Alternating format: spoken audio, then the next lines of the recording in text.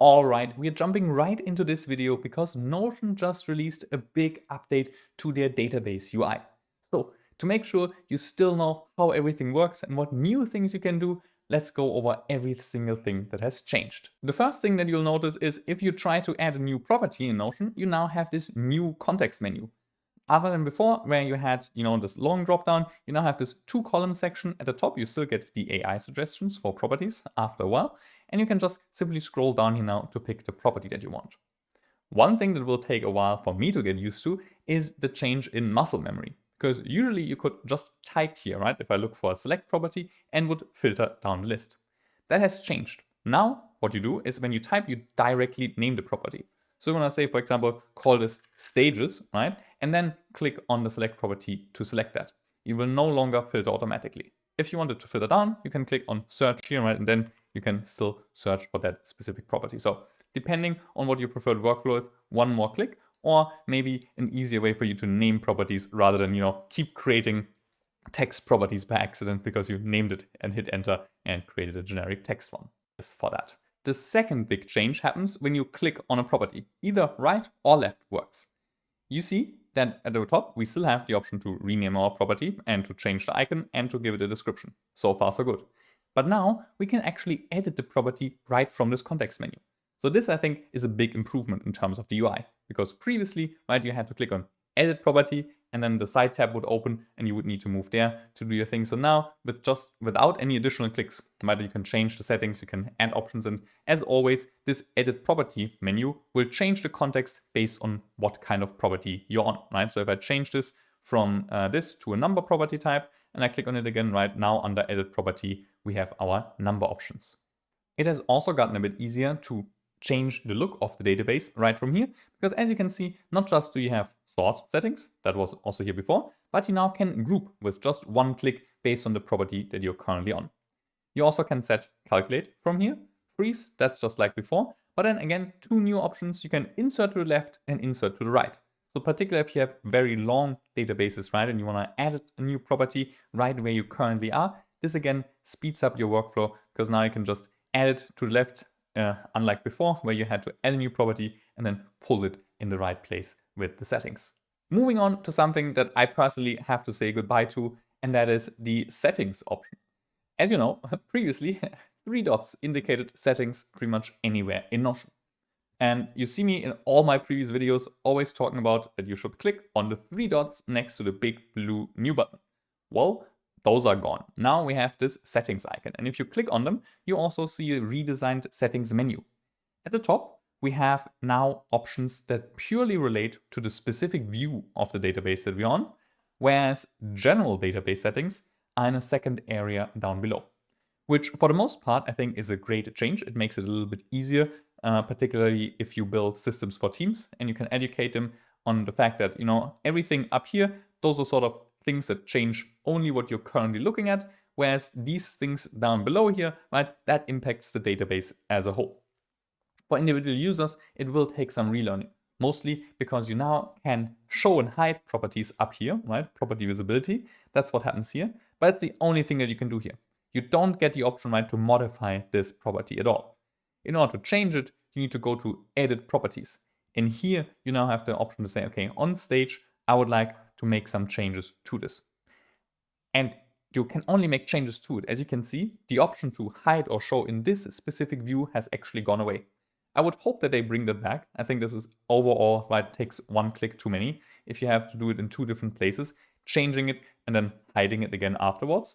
But in general, I like the idea of separating options that don't affect the underlying structure, particularly if you work with other team members, right, who are not as familiar as you with working with these databases.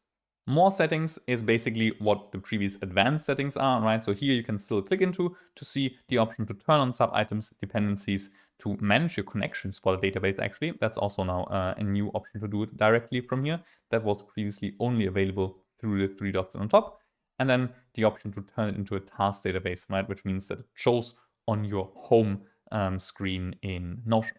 If you're a friend of minimal designs, you'll particularly appreciate that we can now hide actually this whole section. If you hover over it, you see that we have this minimize section. I can click on it and now everything disappears. And I mean, now my favorite 3 dots are back.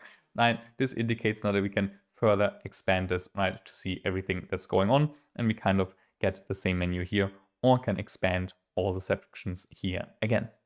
Speaking of clean and minimal, one other thing that you notice is that we don't have our standard view here anymore. Previously, we always, with the new database, would get the table view, right, as our default option, and that would show here. Now, however, if you create a new database and it only has one view, well, then this option is no longer here. You need to hover over the name and then click on plus to add a second one. So right, let's add maybe a calendar here. And now we see, okay, we have our calendar. And the second we do this, our table view option pops up here. And we also have this new pill shadow right behind our different views. So it makes it a little bit easier to read what we are currently selecting. So in general, I like this redesign, right? This makes it a bit easier to track. Although I wish that by default, we would still have the one table view there. I think that's just easier for people to grasp that there's a new button. But yeah, makes definitely for nice and clean product screenshots if you want to record something without any distracting UI elements. And great news if you use Notion on mobile a lot, because the mobile views have gotten the same redesign, so they look a lot cleaner. On mobile, I absolutely love how everything, is collapsed away and you have a lot less distractions because you have so much less screen real estate to work with. Now, this UI redesign is not the only change that Notion released over the past few weeks. So now let's quickly go over everything else that you need to know about. Starting with Slack. Notion now has a better integration with Slack. So if we go to our settings, right, and turn on an automation, we know that this is the way, right, we can create some rules. So we could say send Slack notification, right? If we have a certain stage changed in our stage property, which happens to be number, right? Let's just bear with me, right? Let's assume that we've set a project to done, for example. What we can do now is under actions with Slack, we can actually customize the message. So just like before, we can select a Slack channel, right? So let's just select our general message here. And then here we have now the option to say hello, and now we can pull in information. We can type the @ symbol to get any relative data right from this page. So we could say, okay, please give me the name of the page. So we could say something, we just finished, the name. Great success.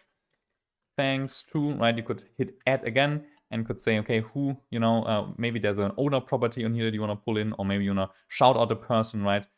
Who, triggered this automation. Great job. Which means, right, before that, every Notion automation or notification to Slack had the same generic text. You could not really customize it. So you needed to use a workaround using webhooks to get it done. Now you can do it directly from here, which is a great, great improvement. Update number 3 has something to do with publishing sites. As you know, if you publish a page, it will give you this little banner at the top that tells you, well, this site is live. And in general, I think this is a good thing to have as a reminder that this information is somewhat public. But if you don't like it and you think it takes up too much screen real estate, you can now actually go to your settings and make sure that under pages here on the side, you can turn that off. We have this option now, down below. I can't scroll down here when I'm so zoomed in. So let's zoom out a little bit. And here you can see always show publish banner on sites. We can turn that off. And now we don't have this at the top of this page anymore. We just get this little globe icon, right? Which indicates that this is live. The next update is in Notion Calendar. So now if you pull in your tasks or other entries from Notion into Notion Calendar and overlay it, you have the option to modify the status property. So we still don't have the full property options in here, but at least one property where we can modify it directly from our calendar view, which I hope is the first step towards, right, just giving me access to all my properties of the database from here to modify it. So maybe with a redesign, we also get closer to this. The next update is for all the builders. The Notion API finally supports file uploads, which means you can now use either your no-code automations or your proper tool integrations and have it add files directly to Notion.